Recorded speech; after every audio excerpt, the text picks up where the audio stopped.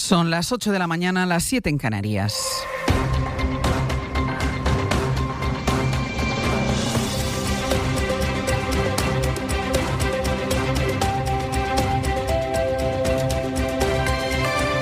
En la cadena SER,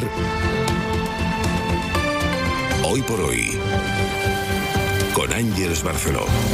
Hola, muy buenos días. La Asociación de Mujeres con Cáncer, AMAMA, denunció ayer que había mamografías o ecografías que estaban desapareciendo de las plataformas que utiliza el Servicio Andaluz de Salud. En plena polémica por los cribados, AMAMA acudió a la Fiscalía para advertir de que había pruebas que desaparecían o que se estaban haciendo cambios en algunas de ellas. Lo denunció su presidenta, Ángela Claverol, que ayer estuvo en Hora 14. Es gravísimo, porque para presentar una denuncia de afectadas de cribado, lo primero que se le pide a la mujer es la mamografía del cribado y en su caso para poder seguir si desarrolló cáncer o no, y luego se le pide evidentemente todas las pruebas médicas que tiene en su poder para poder demostrar esto, porque nosotras venimos 2 semanas observando mujeres que llegan aquí diciendo yo tenía mi mamografía y ya no está. Al conocerse los primeros casos, cuando la SER empezó a contar que había mujeres que no eran advertidas de que sus pruebas eran sospechosas, la entonces consejera de Salud lo dijo en este programa, que se estaba manipulando. Ayer, cuando AMAMA hizo esta denuncia, que había pruebas que desaparecían, el nuevo consejero de Salud, que es también consejero de la Presidencia y mano derecha de Juanma Moreno, acusó a esta asociación de mujeres de estar mintiendo. Desde el cariño, desde la mayor cercanía y solidaridad, les digo a la Asociación de Mujeres de Sevilla, la Asociación de Mujeres mastectomizadas de Sevilla, que por favor deje de lanzar infundios y que deje de intentar desprestigiar al sistema público de salud y a los profesionales que trabajan en el Servicio Andaluz de Salud. Bueno, pues solo horas después de haber dicho que esto eran infundios, el Servicio Andaluz de Salud admitió que había problemas con las pruebas. Dijo que se trataba de una incidencia puramente técnica, que no supone el borrado ni la pérdida de las pruebas, pero que había tanta gente tratando de consultar información que la aplicación impedía acceder a imágenes o a informes temporalmente. La realidad, por tanto, es que la Junta acababa confirmando que hay mujeres que han intentado acceder a sus pruebas y que no han podido. Y ahora, poco antes de las 8 de la mañana, la Junta acaba de asegurar que el sistema se ha restablecido y que ya se pueden consultar las pruebas. Sastre, buenos días. Buenos días, Barcelona. Primero dijeron que era un infundio de las mujeres de AMAMA y luego acabaron reconociendo los problemas con el acceso a esas pruebas. El caso es que esto que la Junta empezó diciendo que era un problema puntual tiene ya avisos de problema general que el Gobierno andaluz trata de contener con nuevos ceses, aunque la polémica va creciendo día a día. El jefe de contenidos de la cadena SER en Andalucía es Diego Suárez. Diego, buenos días. Buenos días, Ángeles. Diego, con este nuevo episodio que vivimos ayer, Juanma Moreno afronta esta tarde ese pleno monográfico que va a celebrar el Parlamento andaluz por el escándalo de los cribados. Sí, pleno monográfico sobre sanidad en el que no comparece el presidente, lo hará su nuevo consejero de Sanidad, el cuarto desde que gobierna. Moreno ha pasado de hablar de un error puntual en los cribados focalizado en el Hospital Virgen del Rocío a admitir que hay un fallo estructural en la sanidad pública andaluza. El problema ya no es un problema de recursos, ni de profesionales. ¿Dónde está el problema? Pues el problema es más profundo, el problema es más estructural. A día de hoy seguimos sin saber, Ángeles, la causa real de los fallos y su magnitud. Moreno habla de opacidad en la comunicación y por eso han caído ya la consejera y 2 altos cargos del hospital sevillano. Moreno anuncia 1.200 médicos más, pero reconoce que ahora mismo es casi imposible contratarlos. El Gobierno andaluz ve como la vía de agua en la sanidad pública se abre a cada día que pasa y ya empieza a tener coste electoral. A 8 meses de las elecciones, a falta aún del recorrido judicial que tengan todas estas denuncias. La tesitura de Moreno ahora es si afrontar el problema sin mirar esos meses que faltan para las elecciones o intentar perimetrar el incendio para ralentizar el desgaste. De momento parece optar por lo segundo, pese a que el fuego avanza. Diego, seguimos en el abierto. Gracias. Hasta luego. El Ministerio de Sanidad ha pedido a las comunidades que le informen de cuáles son los programas que tienen para detectar casos de cáncer, pero las autonomías del PP se están negando a hacerlo hacerlo con el argumento de que esto es su competencia y que el gobierno lo que quiere, dicen, es manosear sus datos. La última comunidad que se ha negado es la de Galicia. Mariola Lourido, buenos días. Buenos días, Sánchez. Ocurre que la Asociación Española contra el Cáncer lo que está denunciando es precisamente eso, que faltan datos. Sí, lleva años denunciando la falta de un mapa sobre la situación de los cribados del cáncer en España y pidiendo la publicación de los datos. Es una estadística esencial, dice, para proteger a la población y corregir las inequidades que existen. Pero no le han hecho ni caso. Isabel Orbe es la directora general. Falta de datos públicos, falta de datos accesibles, falta de datos comparables y falta de datos actualizados. La asociación exige consenso y compromiso a todos los políticos sobre los datos del cáncer en un momento de máximo enfrentamiento entre Sanidad y las comunidades autónomas del PP, que se niegan a facilitar esa información al Ministerio en una operación coordinada, porque las cartas que están enviando los consejeros son muy similares, utilizan los mismos argumentos, aunque Madrid y Valencia, eso sí, son las más duras. El gobierno cree que no quieren dar los datos de los cribados porque son malos. Mariola, gracias. Hasta luego. En Valencia, un grupo de operarios encontró ayer en Manises los restos de una persona que todo apunta que es una de las 3 personas todavía desaparecidas por la Dana. El cuerpo estaba momificado y cerca del cauce del río Turia. A falta de los estudios genéticos, a falta de que lo confirmen, se trataría del hombre de 56 años que desapareció junto a su hija en la localidad de Pedralba. El miércoles que viene se cumplirá un año de la tragedia y además de la polémica por si va a estar o no Carlos Mazón en el funeral de Estado, está la polémica por qué ha pasado con los 12 millones que la Generalitat Valenciana recaudó para ayudar a los afectados. Recuerden que en los días siguientes a la Dana abrieron una cuenta, pidieron de hecho a los ciudadanos de toda España que enviasen dinero y el gobierno valenciano llegó a recaudar esos 12 millones, pero esto lo adelantó el diario.es, no se sabe a qué los han destinado. Ayer la portavoz de la Generalitat aclaró el destino de 3 de esos millones, pero seguimos sin saber qué ha pasado con los 9 restantes. Valencia, Natalens, buen día. Buen día. La portavoz del Consell, Susana Camarero, revelaba ayer a preguntas de los periodistas que casi 4 millones han sido destinados a ayudas a las familias, permitiendo ampliar la partida prevista por su propia Consellería de Servicios Sociales, familias numerosas, de acogida, monoparentales, además de las que tienen menores con discapacidad a su cargo.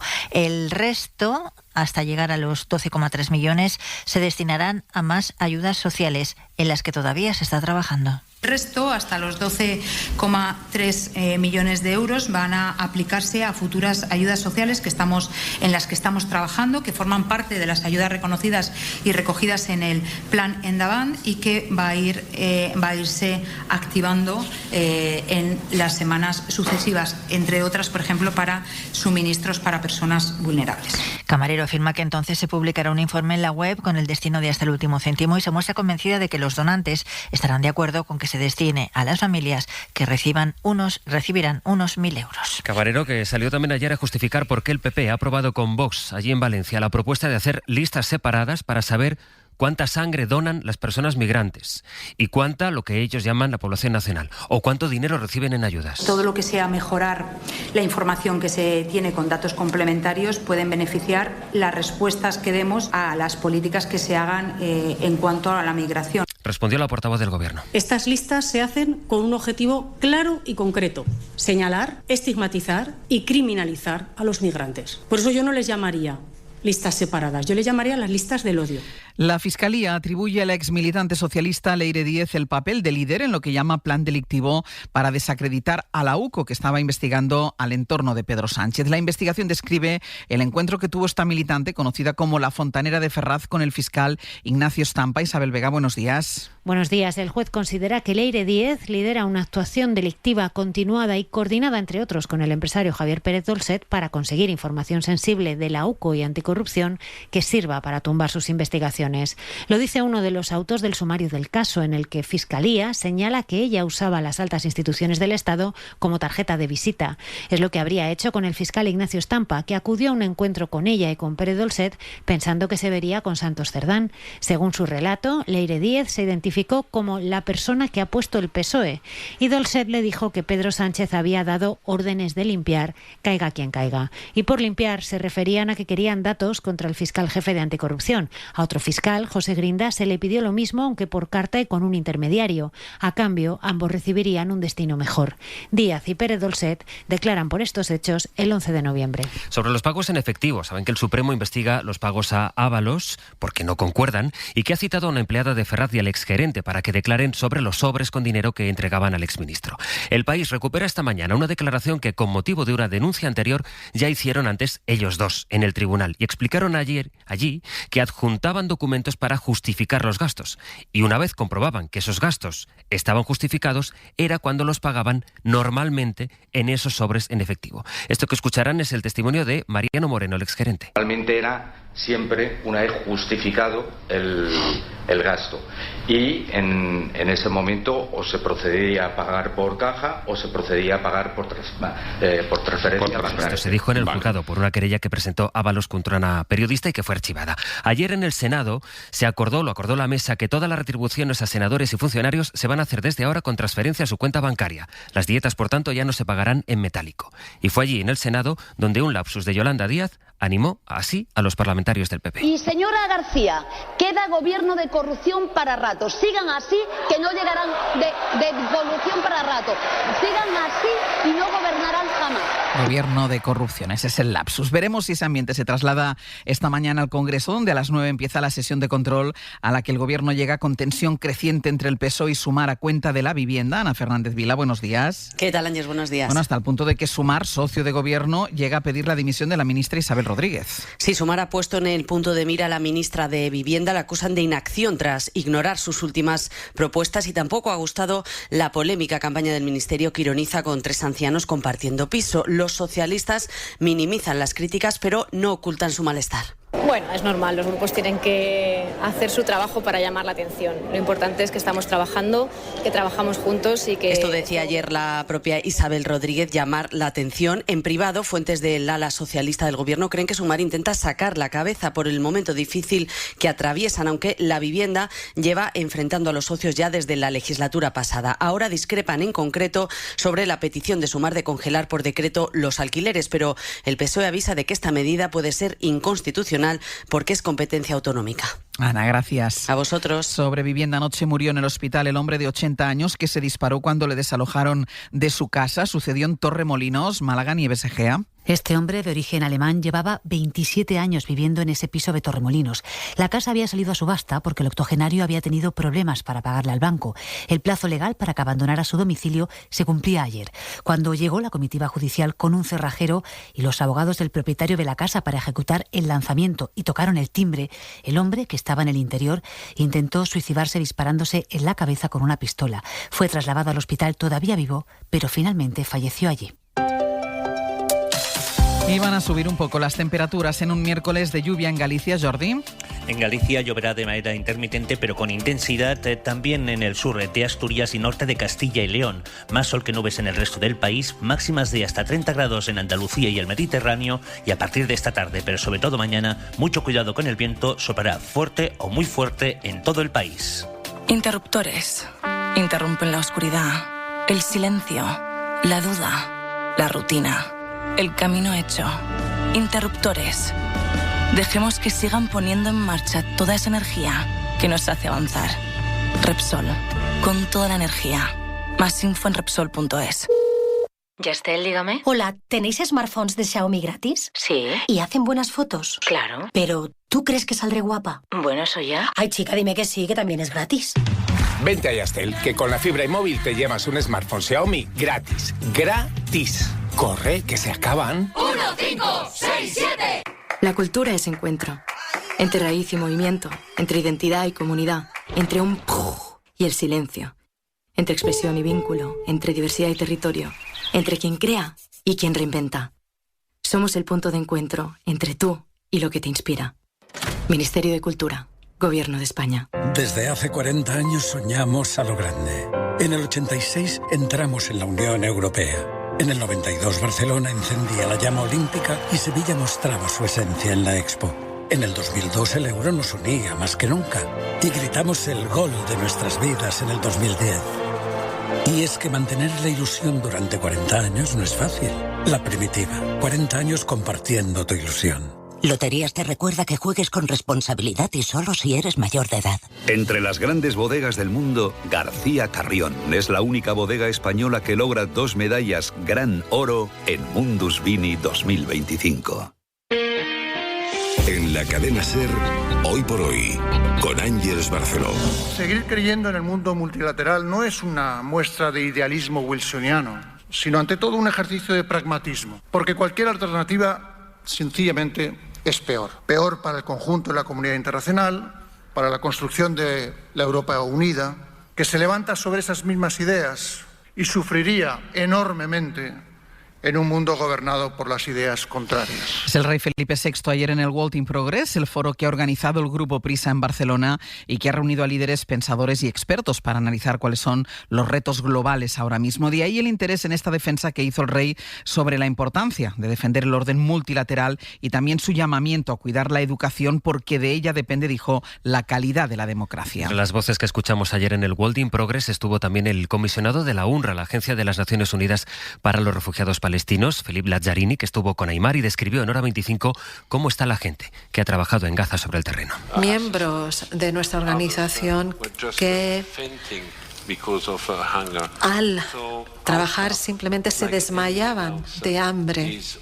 Es decir, como el resto de la población, también se encuentran en estado de shock. El vicepresidente de Estados Unidos, J.D. Vance, se va a reunir hoy con Netanyahu. La entrega de los 13 cuerpos de rehenes israelíes que faltan es la clave para empezar la segunda fase del plan de paz. La foto que viene esta mañana en muchas portadas de la prensa internacional es la de Nicolás Sarkozy, cuya entrada en prisión contamos ayer aquí en directo, aunque los titulares a esta hora se los lleva la cumbre que iban a celebrar en Budapest, en suelo europeo, Donald Trump y Vladimir Putin, para hablar del final de la guerra de Ucrania, pero resulta que al final esa cumbre no la van a celebrar, o no al menos por ahora. Pablo Morán, buenos días. Hola Ángeles, buenos días. Mientras ha vuelto a ser una noche de ataques contra Ucrania, lo que Trump ha dicho esta madrugada es que él no va a perder el tiempo y que si no hay visos de que pueda haber acuerdo, no va a hacer el viaje para verse con Putin. En realidad le han hecho una cobra diplomática de campeonato. No es la primera que le hace Putin, pero esta quizás ha dañado el ego de Trump porque frena su ímpetu pacifista. 5 días separan el anuncio de la reunión. Cuando Trump la daba por hecha, en cuestión de 2 semanas, decía muy rápido, del baño de realismo que se ha llevado al constatar que el Kremlin no tiene ninguna intención de parar si no es respondiendo a todas sus demandas. Y admite en público que no quiere malgastar su tiempo. ¿Cómo responderá a este revés? Es todavía una incógnita. Puede usar la carta de los misiles Tomahawk para presionar a Moscú, pero eso le pondría todavía más en contra de Putin, que una vez más ha demostrado su poder de influencia sobre el líder norteamericano, con el que ha vuelto a jugar a placer. Pablo, gracias. A ti hasta ahora. Cuando pagas tus impuestos vuelven. Vuelven en cada pensión que devuelve el esfuerzo de toda una vida. En una ayuda para emprender un nuevo proyecto. Vuelven en la piscina cubierta de tu barrio que te mantiene en forma. Lo que das cuando pagas impuestos vuelve a ti. Vuelve a todos. Lo que das vuelve. Agencia Tributaria, Ministerio de Hacienda, Gobierno de España. Las ofertas solo 3 días en Frescos duran eso, solo 3 días. Por eso son tan buenas. Y salen todos los martes y viernes. Y hay que estar atento para llevarse, por ejemplo, y solo hasta el jueves, malla de 2 kilos de naranjas de mesa marca El Corte Inglés a 2,75 €. En tienda web y app. Supercor, Hipercor y Supermercado El Corte Inglés. ¿Qué necesitas hoy? Precios válidos en Península y Baleares. La belleza siempre nos ha inspirado. Descúbrela este invierno en los paisajes del Mediterráneo embarcando en Barcelona o Valencia. O en las tierras volcánicas de Canarias y Madeira. Reserva tu crucero con bebidas incluidas desde 673 € en msccruceros.es. MSC Cruceros, un viaje hacia la belleza. El móvil puede generarte estrés. Ahora también puede quitártelo. Porque con la app Mafre Salud puedes concertar citas con nuestros psicólogos online, además de otras 14 especialidades. Realiza tus gestiones de manera ágil y sencilla en la app mejor valorada. ¿Qué seguro de salud elegirías? Mafre. Hoy por hoy, Ángeles Barceló. La central nuclear de Almaraz va a pedir la semana que viene que se prorrogue la vida de esta instalación que ya trabaja con la hipótesis de que no van a cerrar en 2027, Adela Molina. Las 3 eléctricas propietarias de Almaraz trabajan ya para pedir al Gobierno la prórroga de funcionamiento de la central, previsiblemente hasta 2030.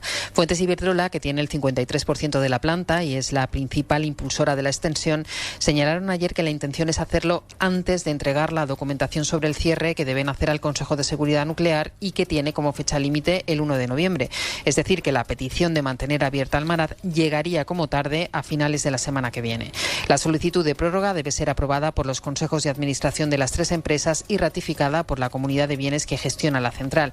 Las compañías no aclaran si esa petición irá acompañada de la exigencia de rebajas fiscales que han venido reclamando para que la central sea rentable. Y la Comunidad de Madrid tiene previsto aprobar hoy el préstamo de 34,5 millones de euros para la Complutense, la universidad más grande de España. La comunidad educativa asegura que esto va a ser solo un parche. En 10 minutos el abierto. Hoy compartimos con Joan Subirats, Elisa de la Nuez y José María Lasalle. Llegamos así a las 8:20 de la mañana, las 7:20 en Canarias.